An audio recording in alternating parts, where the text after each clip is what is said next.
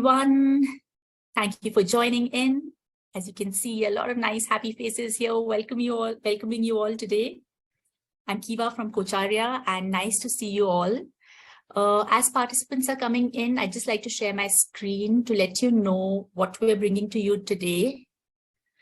So, very, very excited again to share that we're starting a new track in our webinar series today, which is focused on the Coacharya alumni community. So this track is called Impact of Coaching, and we've seen through these years in all our interactions and spaces where we've connected with our alums that they have so much to share. And they have so many exciting things to tell us about their experiences as a coach, about the challenges that they're facing, the learnings that they're having. And I think every time we've connected with an alum, we've just left feeling so deeply inspired that we felt the need to have this webinar series. So we're really glad that you're all joining in today for this. And we have 4 very special alums here today from different points when they started their coaching journey. And as you can see on the screen, we have their names here. We have Venkatesh, Prabha, Deepa, and Klavdija with us. Before we get started with the webinar and they share a little about their work with us, I'll also request you all to just take a minute. If you aren't following us on social media, do follow us, be it YouTube, LinkedIn, Facebook, Instagram. This recording as well from today will be up on our YouTube channel. So if you find it interesting, do take the time out to share it with your network so more people can feel inspired, from the stories that we hear today. So welcome again, and so glad that you've all joined in. I'm going to stop sharing my screen and just want to check. Yeah, wonderful.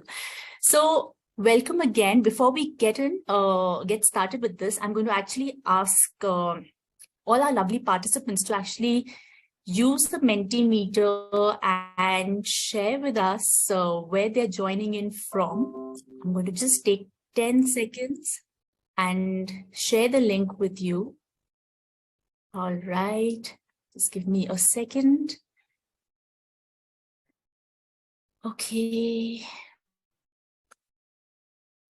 I'm going to post the link on the chat box. Please hold on. Love to see where you're all joining in from.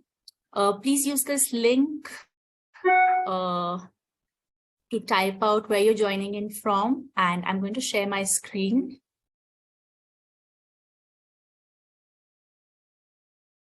Okay.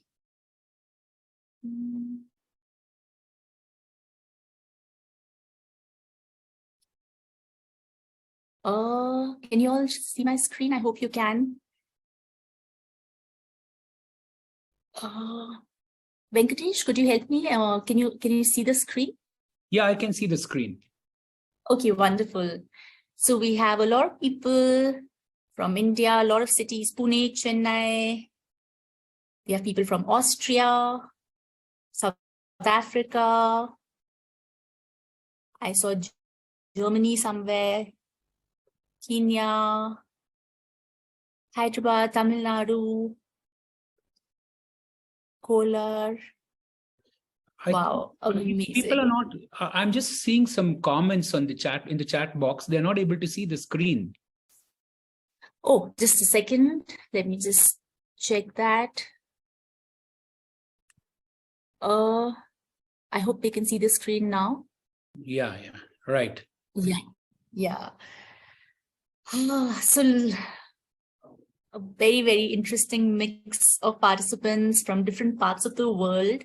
We'll just take maybe 30 more seconds. If you haven't filled in where you're joining in from, do share that with us. We'd love to know where you're connecting from. Okay. South Africa, Bangalore. Oh, wonderful. All right. So I'm going to stop sharing, and thank you all once again for joining in. So I'm now going to take the time out for our lovely guests who are here. So before we get in, I'll just request you all to introduce yourselves a little. Tell us when you started your journey with Coacharya, when you completed coach training, and where you're working right now, which sector you're impacting. So just like tell us a little about yourselves, and we can maybe start with Deepa. And then you can go ahead and tag someone. Yeah. Thanks, Kiva. Thanks for the opportunity. I had been in this corporate industry for around 22 years, and I started my coaching journey in 2018. The primary intent was to take a break from my corporate life and then heal myself, and then go towards a purposeful life. And so it's been 5 years journey. I started my ACC with Coacharya, currently in my MCC journey with Coacharya. So this 5 years has been fruitful. It has helped me to start a company which is named as DK Excellence. And I'm into executive leadership coaching. That's my niche. And within that, I bring in self-awareness for the corporate leaders. Wonderful. Really, really happy to have you here, and waiting to just dig in to learn more about all the lovely experiences you've had. Yeah. I'll tag Klavdija because I know her earlier. Sure. Go. Thank you, Deepa. So hello, my name is Klavdija. Can you hear me properly, just to check my connection, because I had problems? Yes? Okay. Yes. Thank you. So, well, I have started my coaching journey in 2010 approximately. And I did some training, ICF accredited training in Slovenia, because I'm coming from Slovenia. I also come from the corporate world. I'm a corporate lawyer from the basis. And in 2010, I switched to training and coaching. So I did trainings for coaches, and then I did my PCC. And about 3 years ago, I learned about Coacharya just by coincidence. And I joined the mentor program for MCC last year. And yes, I completed my MCC last year. And I've been a coach for I would say more than 10 years now. Wow. Thank you. Wonderful. And I roll the ball to Prabha. Thank you, Claudia, and thank you, Kiva, for giving us the opportunity to share our journeys. I've been in the learning space for over 22 years now. I've stopped counting. And all this field of soft skills or behavioral or whatever you call it now, I've seen it move from soft skills to behavioral skills, all that kind. Coaching with Coacharya, I started my journey during the pandemic. And it didn't happen suddenly. Over the years, I've been coaching people, mentoring people as well. And I was always very intrigued by the idea of coaching, because I built coaching models within organizations and spoke to a lot of coaches. So it always intrigued me, but I was always very wary as well, because if you're a learning leader, you meet a lot of coaches, some good and some not so good. So you have to be very wary about the field itself. And that's why it was very important for me to, if I ever were to enter that journey, I do a lot of research. Coacharya came after a lot of research and work on who do I start that, coaching training with. And my lucky enough to have been part of Cindy's batch, and to be under someone who has 25 years of coaching experience. It was very, very rich. And now I'm doing my PCC. I've just finished my PCC training with Ujjwal. I think both, the brilliance of being with Coacharya is the brilliance of its mentor coaches.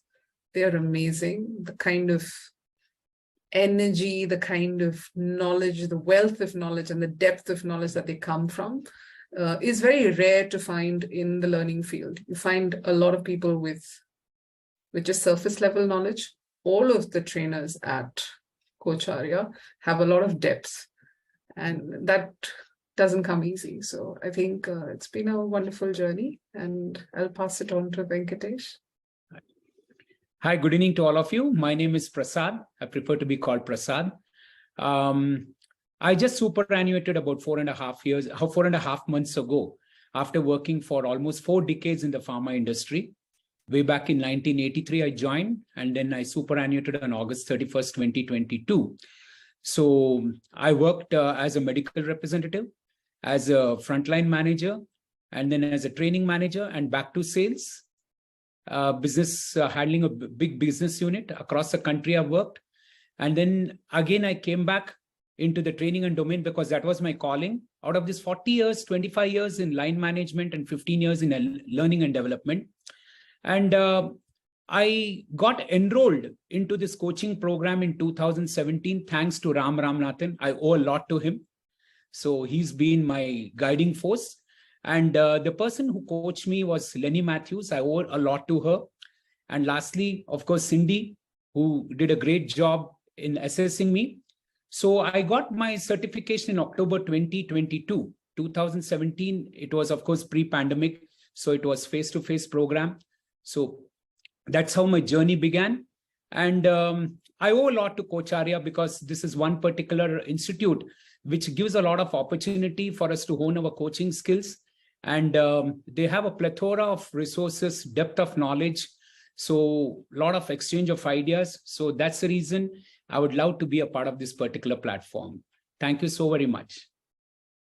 Thank you so much. Thank you so much, Prasad, and everybody for sharing with us the spaces that you come from and how your experience with Coacharya has been.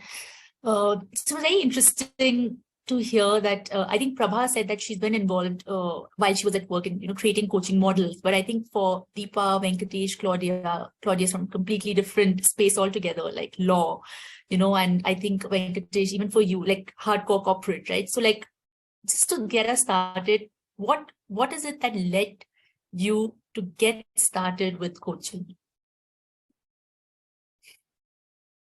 I guess it's a walk down memory lane. Okay, should I start? Please do. Yeah. For me, the moment I broke into the line management role about 30 years back, so we had a system where we had to do a sort of an appraisal when any new joinee joins. So every 3 months, there was a structured format. It was not online, paper-based. So we had to actually assess the sales rep on a few parameters. So for me, basically what happened was, in addition to that, I used to send a small note to the concerned representative and to my higher ups. These are his areas of strength. These are the areas which he needs improvement. And that time I didn't have any idea about coaching. It was just observing certain behaviors. So capturing those behaviors, and that caught the attention of my senior leaders. And fortunately, I had some leaders who invested a lot of time and they had a lot of passion in helping people develop their capabilities. And that's what caught their attention. And that pulled me to Mumbai. So where I got into the training role for about 4 years. And again, once I came back into the line management role, I continued with this passion of helping people dig into their potential. And way back and the moment I came into L&D, because there I didn't have the pressure of numbers as such. So when in line management, you chase numbers. So when I came back to L&D, not much of pressure as far as numbers were concerned. And that's where, as most of our colleagues said over here, I was scouting around, which is a good institute for me to get enrolled. So, and then when I did the search, Coacharya was frequently featuring, and then I realized it was in Bangalore since I'm based out of Bangalore. So way back in 2016, I met up with Ram Ramanathan personally, and then immediately, and he said, Prasad, it's better you do your PCC rather than your ACC. So that's where I got enrolled. And that gave me an opportunity because in our organization, when I was where I worked, we didn't have any coaching culture at all. And taking a few nuggets from the wisdom which I gained and the learnings which I accrued after attending this workshop, I created my own coaching module, which I rolled it out. So, referring to books, and most importantly, the sessions which we used to have during this program. So that helped me to actually create a module aligning with the Grow module. And then I coupled it with a few of what I would say role plays. But at that time, the one book which really inspired me to come out with this model was David Rock's Quiet Leader. That was a really inspirational book, because that book helped me to actually create a content. And since at that time, I was coaching the salespeople, the line managers, it was focusing more on performance coaching. And it still continues at the moment, because I feel that's a bedrock which has helped me. And then I always use certain videos and as a sort of learning technique, coupled with role plays and, asking them to simulate real life situations. So that's what, helped me to come out with this coaching model, and it has stayed. And it's easy for the salespeople to come out with real life situation. For example, I would just like to share, there was a particular person who broke into the line management role from an individual contributor's role. And when that person came for the induction program, when I was rolling out this program, the person said, I have a person in my team. Till yesterday, he was my colleague. But today, what's happening is the moment I have started wearing the coat of a people manager, what's happening is he's defying whatever I'm saying. So then I said, okay, let's capture that person's behavior. We had a role play. And maybe around 6-7 months down the line, I asked that person, what do you see the change? So the person said that, I'm seeing a person transitioning from a phase of defiance to compliance. And so much so that that particular team did extremely well, and it earned an international award also. Not only that, there were some selling skills also where the coaching technique was used. And this particular person, what I want to share over here is, if the person really has an intent, because whenever there's any coaching session, what I tell the people is, do you want to focus on what needs to happen, or do you want to focus on what does not need to happen? Yeah. So that triggers of a thought process. And at the same time, what happens is they started looking for, and I always start off saying that, would you like to deep dive?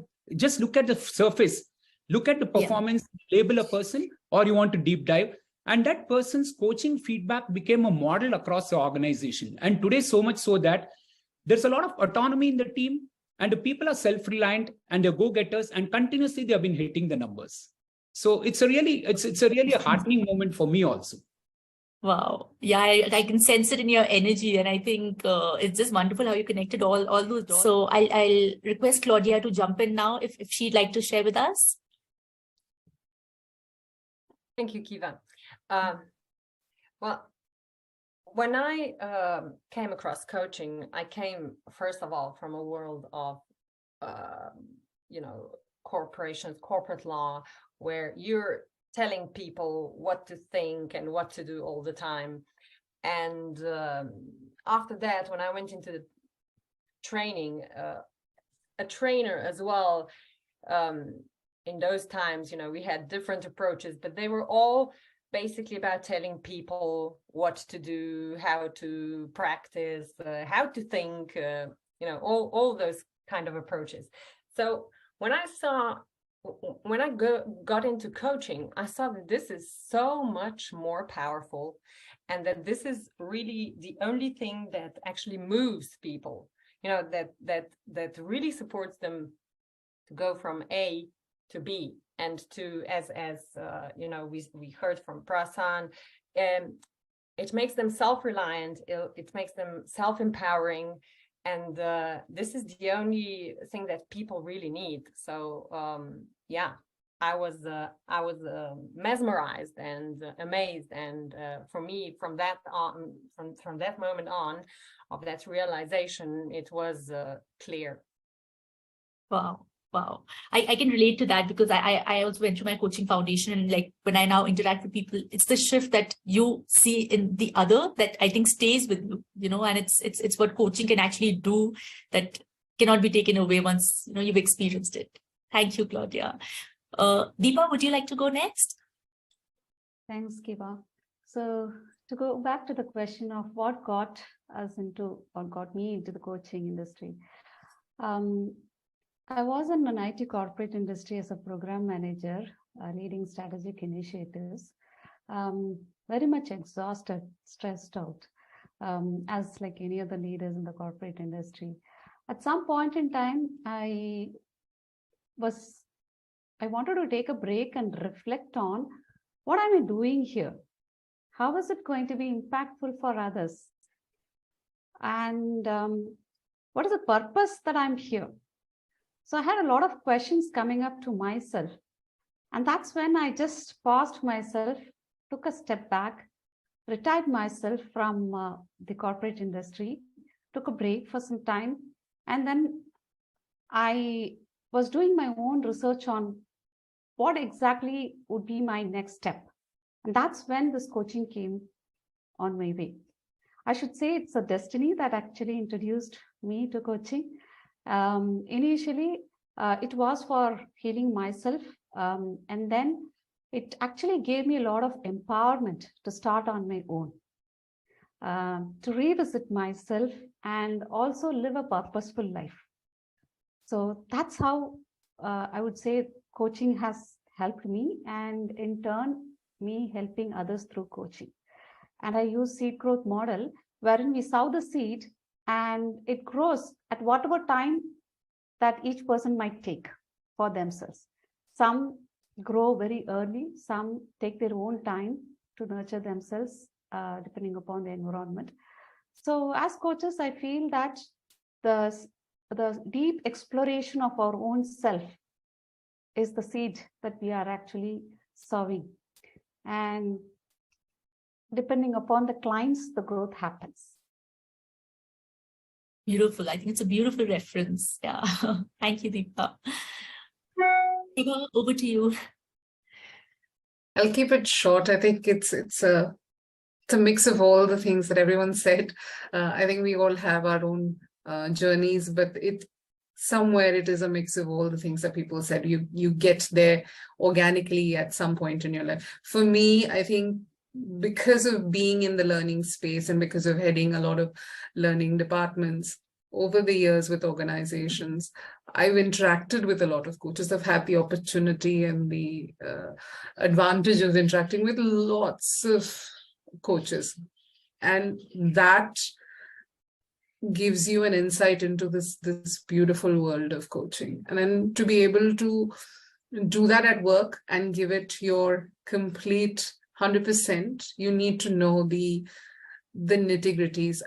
Because I'm from the learning space, I always feel that, you know, whatever you do, you should do it it should be dipped in knowledge, it should be dipped in information, it should be dipped in science, and coaching has all of it.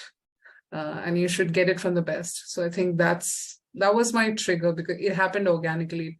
By 2020, I was already coaching a lot of people, but then you always hit roadblocks if you're not trained. And I started realizing that somewhere along the line that I was hitting those roadblocks and maybe I needed help.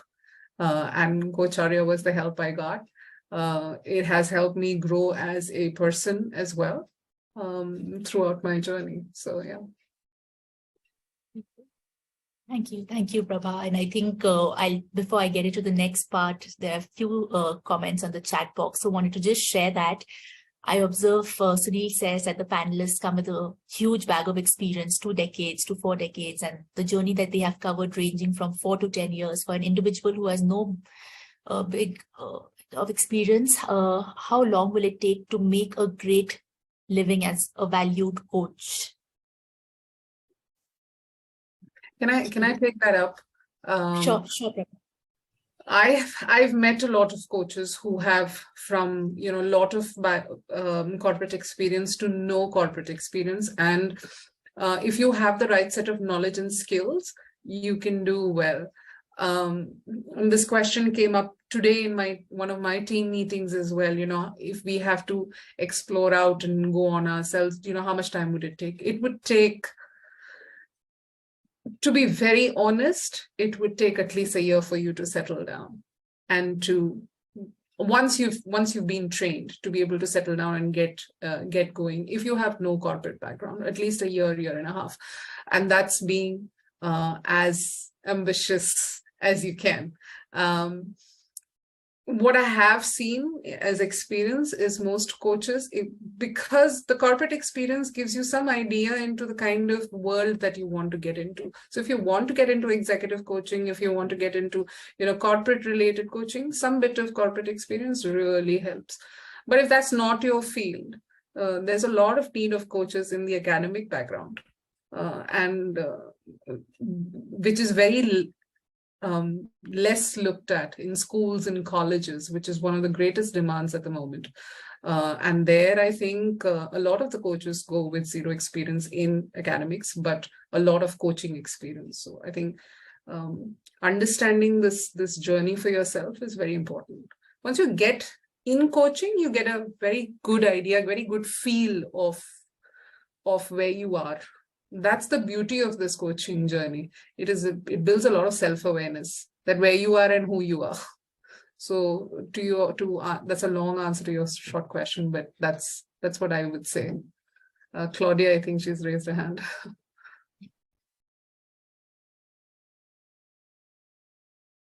Yes, thank you, Prabha. I'd like to add to your experience, just maybe from the aspect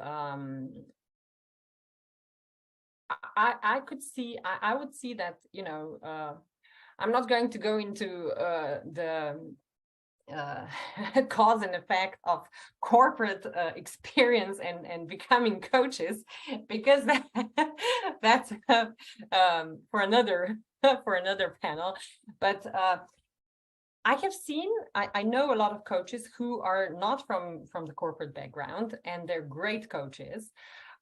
So I would say that for me, as I experienced it, it is really important that one, and Deepa has also said that one gets to know oneself, that you have a fair understanding of, human psychology, that you go through quite some self-work, self-development. I think that's very beneficial. And apart from that, just learning the coaching principles and practicing this, and that's, for me, that makes that journey at the end makes you a great coach, because you don't really have to know anything about any challenges or content of your client at all. So yeah, just to live the coaching principles and knowing about yourself and others, I think is a good foundation. Wonderful. So I think there are a few more questions on the chat box. I think there's one for Deepa as well. While you were in crossroads of leaving corporate and moving into coaching as a profession, what was your experience? Sorry, Venkatesh, I'll just take it up right after this. Yeah. Yeah. To talk about my experience on the crossroads, I was very clear on what is not something that I don't need. So I would say it is not a crossroad as such. I was very clear on what is that is not required for me. So the path exploration happened in such a way that I was eliminating those things which I don't need in my life anymore. And that actually gave way for me to reach the destination that I wanted to be in. And that resulted in coaching. So the one thing that actually helped me is my being. I never worried about the past nor the future. I was in that present moment. Whatever you call it, as a crossroad or whatever it is, this is the moment. I'm not worried about the past. I'm not worried about the future that I'm going to be in. This is the moment that I had to take for myself. So that's where I think when I started with Coacharya, it helped me in building my presence, my being. And I'm thankful for Coacharya on focusing these aspects of coaching, because while other institutes, they focus on tools and techniques and other things of coaching, Coacharya purely focuses on the presence and the depth at which they make us look at who you are, the being of ourselves. So I just stayed there. That helped me actually to explore myself, and it all unfolded on the way. So when it comes to the niche, it is not that we actually be a go-getter to grab that using your past experience or anything. When I actually entered into the coaching world, I was looked at as a fresher. All my experience was not considered at that moment when I actually got into coaching. So it was a new journey for me altogether, almost a different turn that I had to take and start as a fresher. So my being, my presence that actually Coacharya helped me, made me to open and attract the niche come over to me, rather than me going and getting those things. It actually came on my way. It actually attracted the niche of leadership coaching in me. Prasad, sorry, you wanted to share earlier. Yes. There was a question raised by Vikram. He says he's also from the healthcare space. He wanted to know what module which I use. So the model which I've developed is a Grow coaching module, which is a very simple module. So which can be easily understood by everybody, aligning with the tenets of the coaching guidelines itself. So that actually it's more of, I would say, an inquiry rather than an advocacy mode which you use, because in coaching, it's more about inquiry rather than an advocacy, so that there's a lot of ownership which rests on the shoulder of the person who's sitting across you, so that you can build in a lot of commitment and accountability. So maybe I'll just share you my number. You can connect with me if you would like to have more support on that. I'm pleased to help you out on that, Vikram. That's it. And second thing is, another thing is, a few questions which came up, I don't have that corporate experience. The beauty of coaching is it's industry agnostic. That's the beauty of coaching. It's industry agnostic. You need not have a technical expertise, but if you have an intention that, hey, I would like to transform lives. Because today what's happening, when you ask coaching, people mistake it to be that, they think it's mentoring or teaching. They're different aspects. They're different aspects, because coaching happens for a short period of time, mentoring for a long period of time. So in coaching, what happens is that you actually, you evoke a lot of awareness in your client or your coachee or the person who's sitting across you through some deep exploratory questions. And as, the people shared over here, the being, most important is the awareness, me as a coach, how present I am to the situation, and then, suspending all my judgment. So maybe I would just like to share, some of the practices which I use over here. One is, I always start off by saying, taking a leaf out of Mahabharata. We had Arjuna on one side, we had Karna on one side. On any given day, I think Karna was an equal match, if not a better match than Arjuna. But why do you think that Arjuna won the battle and Karna lost?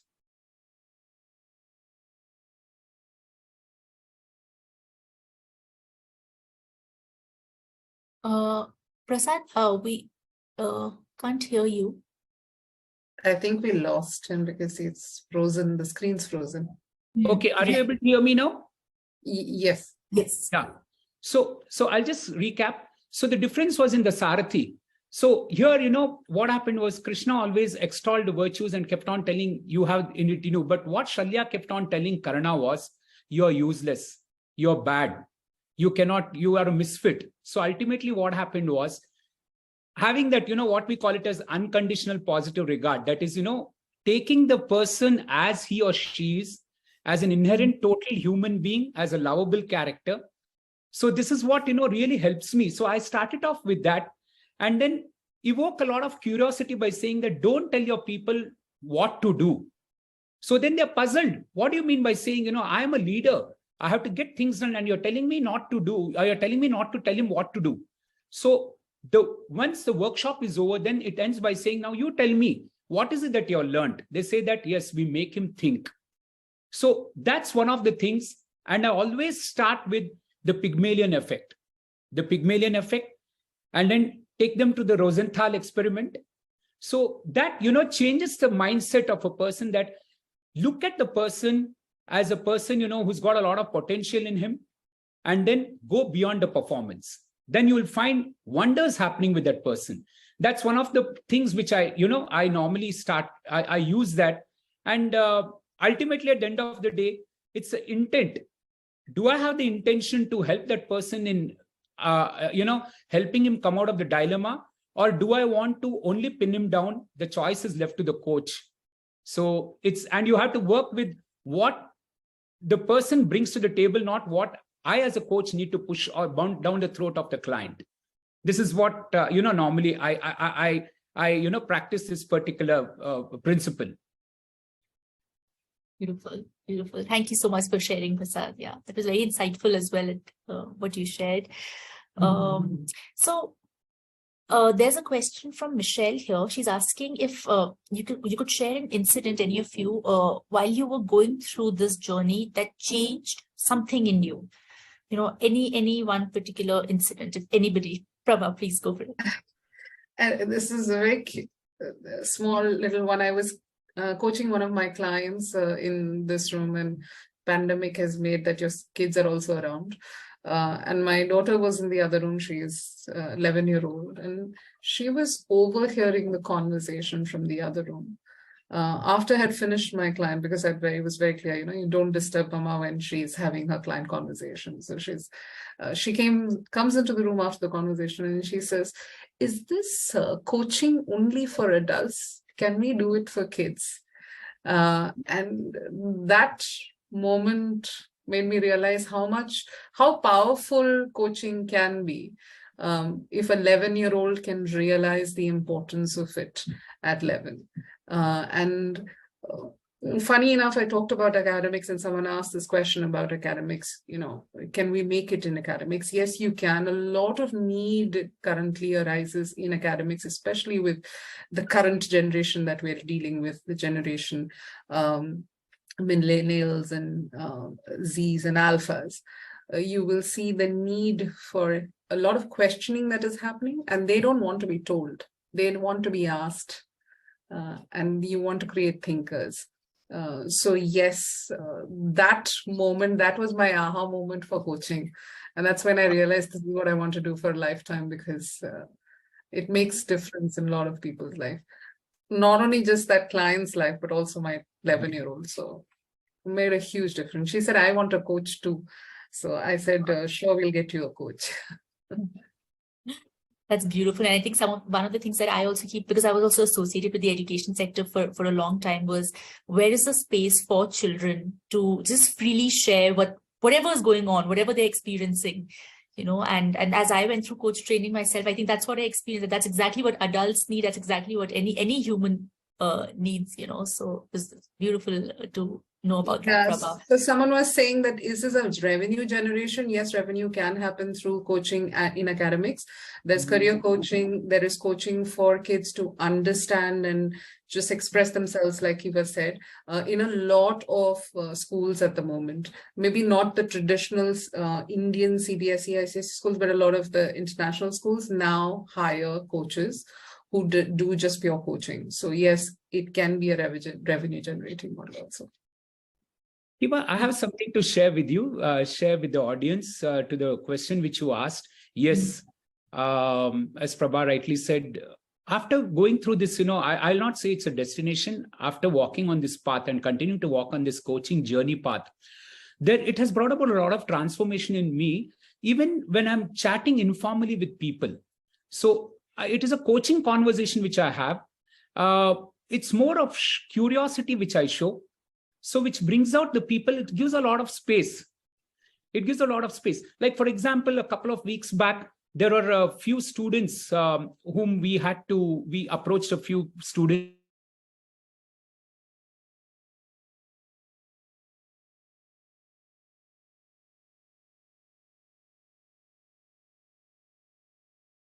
Are you able to hear me now? Yeah.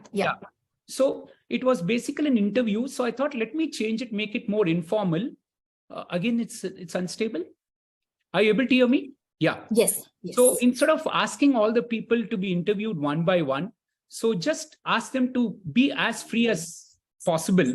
And some of the people who had a lot of inhibition to speak out, there were about 10 students. And at the end of the conversation, it turned out that, most important is the people shed their inhibition and they became so vulnerable, so much so that a colleague said that I never knew about you so much as much you revealed yourself today. And the feedback that came was, one of the best interviews the person attended, because we thought we would be asked about the technical aspects, but here it dealt more into the personal, and then it spoke more about, it brought out about the values and beliefs. So what I wanted to share was, even an informal conversation can be turned into a coaching conversation by, showing a lot of inquiry, by showing a lot of curiosity. So Claudia, yes. Yes. I'd like to actually build on what Prasad just said. I think that, when you get to being a coach, you grow into being the coach everywhere. What I mean is, it's your life. You are a coach with your family. You are a coach. You have these principles with your friends, your colleagues, everywhere. People who you meet for the first time, wherever you are. That for me is a real coach. When your coaching mindset and the presence and letting people be and helping them discover for themselves. And all of this is present every day, and it's your way of living it. And I think just adding to that, being a coach for yourself, reflecting all of that, within and seeing the shift. I think somebody was asking what that shift has been. So, yeah. So I'm very curious to know what, if you could share, have been some challenges that came your way, but let's say certain practices that you did as a coach that really helped you. It could be sector specific. It could be, let's say, you saw a pattern with a bunch of clients when you worked with them. Like, what are some common challenges that you faced? And Deepa, would you like to take it up? Thanks, Kiva. So the most challenge that I face is in the sector that I'm actually working on is there are coaches who come to us, but they are actually not coaches. They call themselves agile coach, but they are actually doing consulting or mentoring. So to bring in that awareness of what pure coaching would look like is one of the challenges that we have to deal with in this industry, because not many people, although the higher level executives or C-suites are aware of what coaching is, but if you come to the next levels in most of the startup companies or in the bigger companies, middle management, still people don't have that awareness of differentiating between what is coaching, what is mentoring, what is consulting, what is counseling. They mix up with all those things and they think one for the other. So when these kind of people come to us, the expectation from them is different. And we as coaches have to deal with those expectations. I'm a coach, I'm not a mentor, I'm not a counselor, and I'm not a consultant to provide you with the solutions. It is you who have to think for. I can only ask those questions, give my presence, give that space for you to think and guide you and navigate through the process. So this is one of the challenge that we have to face, and I need to overcome this challenge by making them to think internally rather than thinking from external things, like why these people are like that, why this organization is doing this to me, or why. Instead of thinking externally, we have to make them think in such a way that, so what does it do to you actually? what is the feeling that you are getting? How would you overcome those feelings and thought process? How can you change your thought process? So it's kind of the questions that we need to make them to think internally, which is in their control, rather than looking at external things. So that is how I have overcome some of the challenges with respect to the coaching awareness that people bring in my sector. Thank you for clarifying that as well, Deepa, because I think that's something that comes up a lot, right? Like coaching, therapy, mentoring, like, sometimes it can be a little challenging if someone hasn't gone through it. So thank you for clarifying that. Would anybody else like to take up this question? If not, we have another question here. There's one by Anuja. I think she's asked about what are the fears. Yeah. So, yeah, I would like to respond to this. See, basically, let me tell you, the moment the journey started, there are butterflies in the stomach. Let's be very honest over here. Okay. The only thing is, what happens is there is a process which one has to follow when you're coaching a client. And most of the time, it's, I'll not say we, I used to get enslaved by that particular process. So much so that it used to cripple the coaching process. And then it comes by practice. It happens to everybody. So most important is how I manage this is I practice certain rituals. Okay. Basically, it's deep breathing and relaxing myself, which really helps a lot. And this helps me to stay centered. Because one of the most important things is how do you stay centered? And then the most important skill which you require is listening. Listening is not only to the verbal words which are being articulated, but even you're listening to the words which are not being spoken. And then the energy shifts which are taking place. And that comes by practice. That's the reason, in coaching, as I say, it's not just because I got an accreditation, I got a certification, it doesn't mean, that there's a crown on my head. But most important is how do I implement the learnings? And every client is different. Every coaching conversation is different. There's every learning happening in every interaction. So basically, those are the fears. The fears is there are many rituals which one follow, but for me, I follow the ritual of taking a deep breath and then totally getting disconnected with what is happening around me and having a totally client-centric approach and focusing on what the agenda of that particular client, and then listening very carefully, looking at the energy shift and picking up cues from there. That is a place, when you find that when the penny drops and that aha moment is experienced. I hope I've addressed your query, Anuja. Yeah. Great.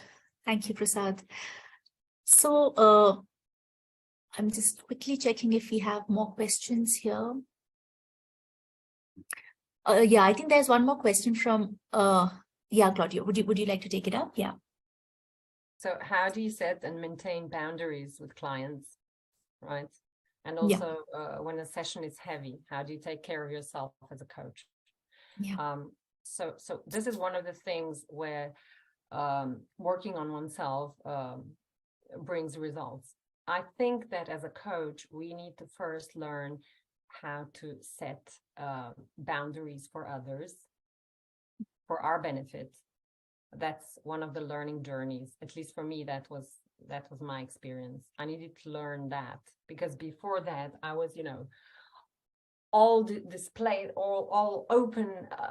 My head was on a plate, and I was very vulnerable. So I needed to learn how to set boundaries and how to protect myself before I could do it in coaching.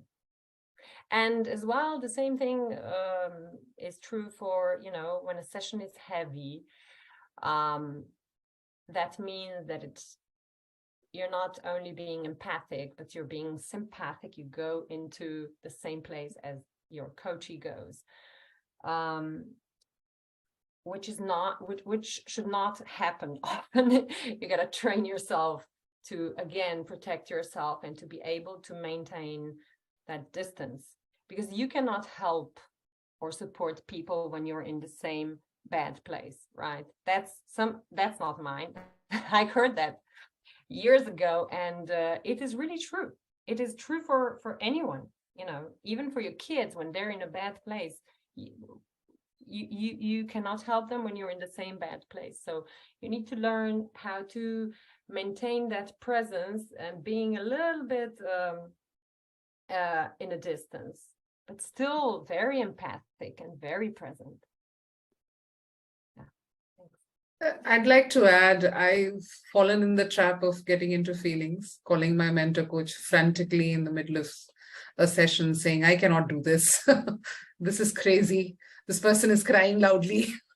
To being able to manage clients who have had heavy breakdowns during the session. Because remember, when you're coaching, you're asking questions that may trigger, that may get them to bring out things to the top, because you're not treating surface, you're going deep down. And when you go deep down, you are going to find things that sometimes are not so happy, not so, something that people want to realize or build awareness to. So that depth is when you will see a lot of heavy things happening. But as a coach or with experience, like Claudia said, very truly, not to keep your head out in the platter for everyone to chop it and walk all over it. To be able to let like my mentor coach says, let the dark waters flow. You give the client enough time to calm down, settle down, and ask the question that would this be? I also give, talk to people and say, do you want to have the session now? Do you want to calm down? Do you want to have that, moment, and then come back? And that can be anger, extreme sadness. A lot of things happen during a coaching session with clients. I've been on the bad side of some, and then now a lot better in managing, of course, with help. So yes, I completely agree when Claudia said, when she said, head on the platter, I imagined a lot of the scenarios that I've been through. But yeah, the best way is to give them space to let that black water flow out, and guard yourself for not affecting you, and have your mentor coaches there. They are the best people to have around. Call them up, talk to them, because that will help you learn better. Yeah. Claudia, you want to add something? Yeah. Yes, I just like to quickly add that what I have found for myself was that what makes me the most vulnerable are the things that I can identify myself with the client. So that means that those things need to be worked on and processed, because they stay there when you have your own, things, the soft spots locked inside you. You need to unlock them and let it all out and work with that and process it. That was at least my process, and still is, because otherwise, you lose your authenticity. Of course, if you try to stay there as, in distance, but that you're being dragged into it, because you can so identify with your client. Yeah. So we only have a couple of minutes left, and I can see that we still have a lot of questions that are coming in, and we will try to take up part of it maybe. So I think, keeping in mind the challenges that you've faced and how you've been able to overcome so many of them through experience, through learning, through trial and error, through whatever you experienced. So as we're coming to the close, would be really nice to hear from you on, according to you, what has been an impact that you consider really valuable, that you think your practice has given to the coaching space, or maybe the sector you work in, or clients that you work with. Would be lovely to hear that. And as you are sharing, I'll just also take the liberty to request the participants. I'm going to share another link with you. Do share with us what is it that you're taking away from today's session, and I'm going to share the link with you, and over to our lovely guests today to share with us any impact that you consider really valuable that you've been able to create through your practice. I think for me, because I work with a lot of women leaders, especially at right at the end of their mid-level journey, and they are trying to break into senior leadership, one of the biggest I think take back and also gratitude that I have that I work with these women is when they break that ceiling that they have, the forbidden glass ceiling, when people break that ceiling and are able to move up. And I've lucky to have had the opportunity to do that for a lot of women, and for them to come back and tell me, you've made a difference in my life. I think there's no better gratitude than that, when people come and tell you, you made a difference in my life. Maybe the smallest or the biggest, but some difference. You rarely get people saying that to you nowadays. Beautiful. Yep. Yes. To add on, okay. It's good. Yeah.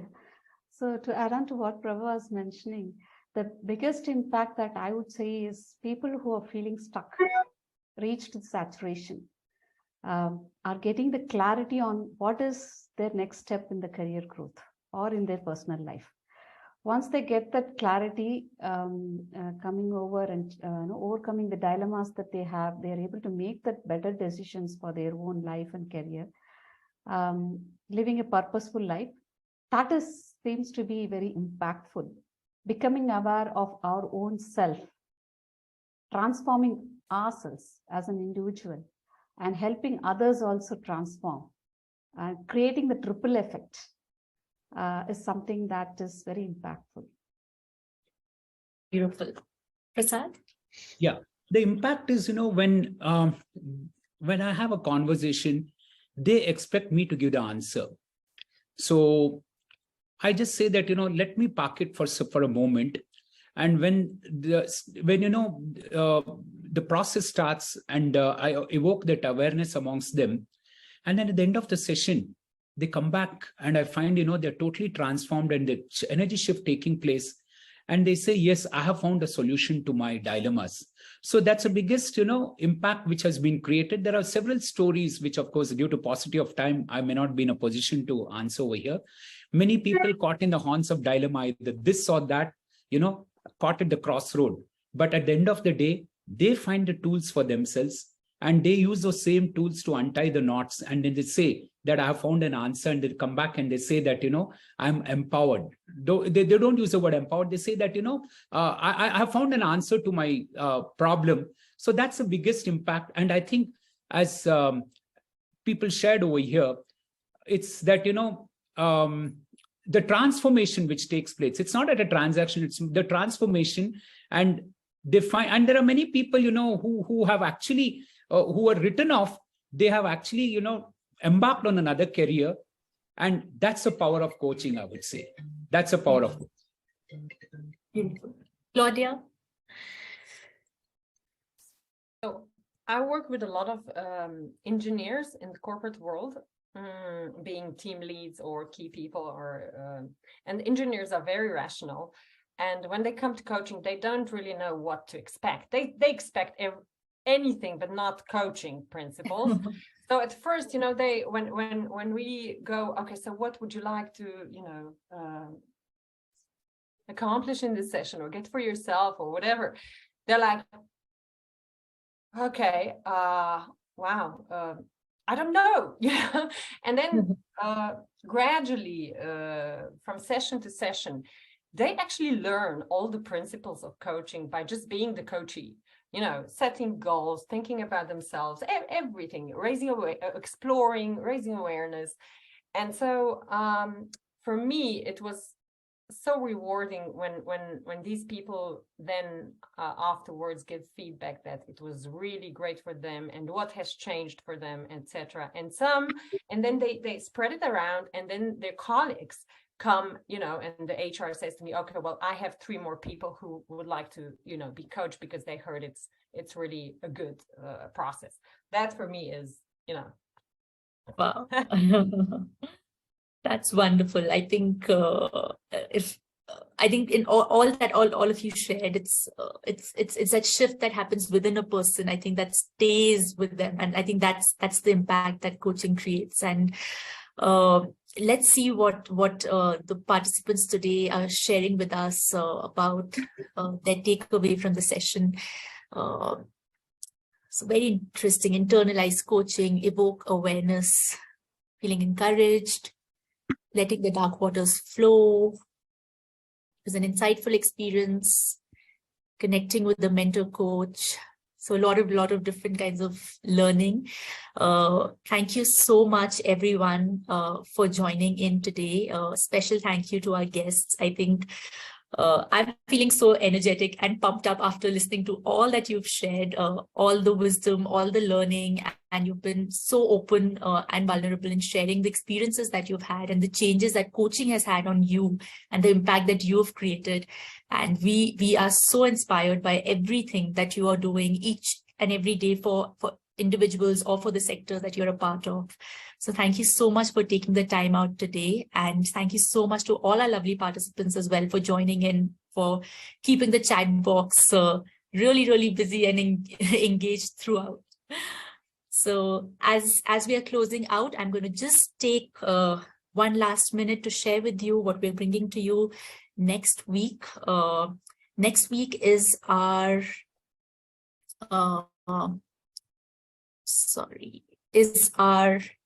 webinar track on Masters in Coaching, where with our program director, Cindy, we're going to have Vijay Lakshmi join in, another NCC coach. So here they're going to be talking about who and the what of coaching.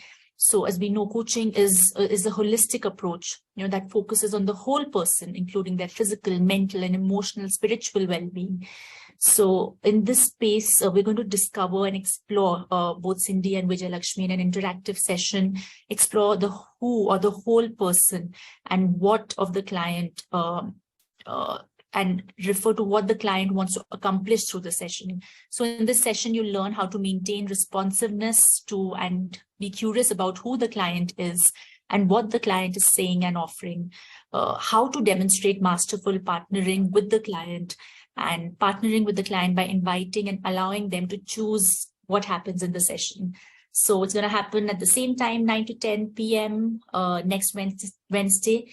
If you aren't following us on social media, do follow us so you can stay updated, and do share our posts in your network so you can join hands in growing this coaching community and spreading the impact, just like our lovely alums here shared today. So thank you so much once again, all the guests for joining in today. And we'll close out. Thank you so much. We also have Yamini on the chat box from Team Coacharya. Thank you so much. Thanks for moderating for the the chat box. opportunity. Thank you so much, Deepa. And thanks for the participants and panelists also. Thank you so much, Thank you so Deepa, much. Prabha, and all of you. It was a wonderful session. A lot of learning. Thank you so much. Thank you so much, everyone. We'll close out. Bye-bye. Bye-bye.